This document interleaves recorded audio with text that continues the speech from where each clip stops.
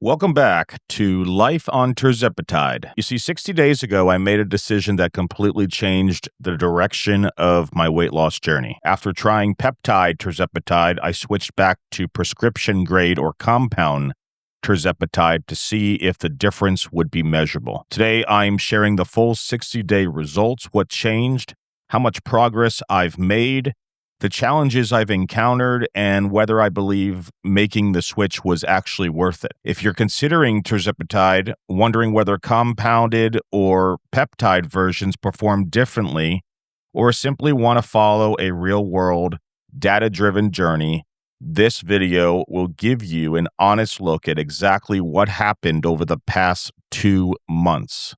Let's get to the results. Before we get into it, same as always, I am not a doctor or a medical professional. Everything in this video is my own personal experience shared for informational and entertainment purposes only. This isn't medical advice. I'm not diagnosing or treating anything, and you should always talk to a licensed healthcare provider before starting, changing, or stopping any medication or health protocol. My results aren't a guarantee of your results.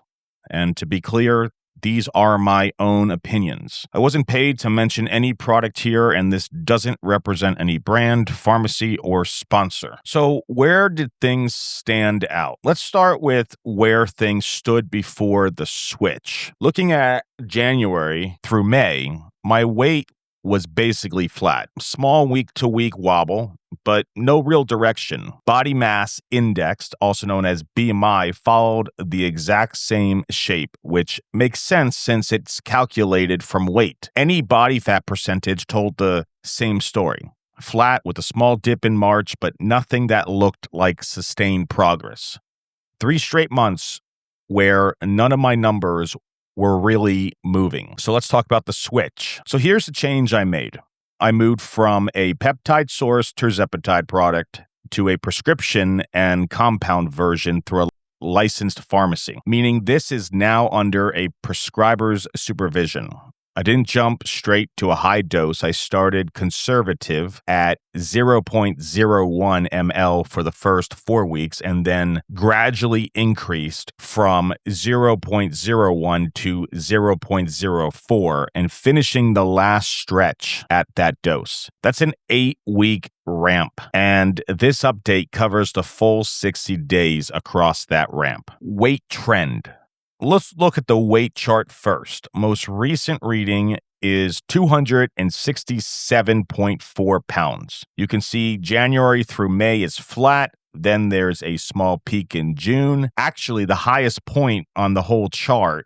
And then in July, for the first time all year, the line turns down. That drop lines up with finishing at the 0.04 ml. My goal is 100 and has always been 175 pounds. So I want to be honest, there's still a meaningful gap to close, but this is the first real downward movement I've seen in months. Let's talk about my BMI trend. Now, the BMI most recent reading is 40.5. Since BMI is just derived from weight, it's no surprise this chart is nearly a mirror of the last one. Flat through the spring, a peak in June, then the same downward turn in July. I'm showing it separately because it confirms the story from a second angle, not because it's telling us anything new. Body fat percentage trend. Most recent reading is 37.8%. Same shape a third time, flat through spring, a dip in March,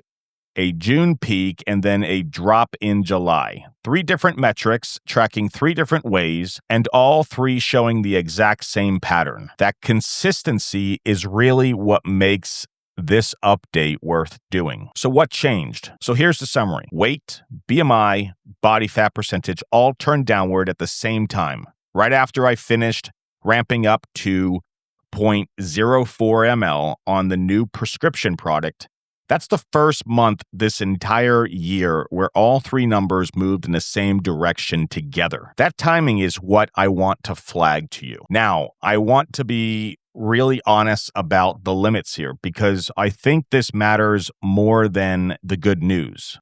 This is a sample size of 1 over 1 60-day window. I changed two things at the same time, the product source and the dose. So I genuinely can't tell you which one mattered more, or if it was even the combination of both. One good month is not the same as a proven trend. I need to see this hold before I'd call it anything than an encouraging sign. And I am absolutely not telling you compound tirzepatide is better than any other version. I'm just sharing what happened for me. If you're considering any change like this, please do it with a licensed provider involved. So my next steps. Going forward, I'm going to keep tracking all three numbers weekly, and I'll come back with another update in 60 days to see whether July's trend holds up or if it was just a normal monthly swing. Thanks for following along with me on this. I know it was a quick and short one, but you know me, I like to get straight to it and wrap it up quickly. I'll see you guys in 60 days.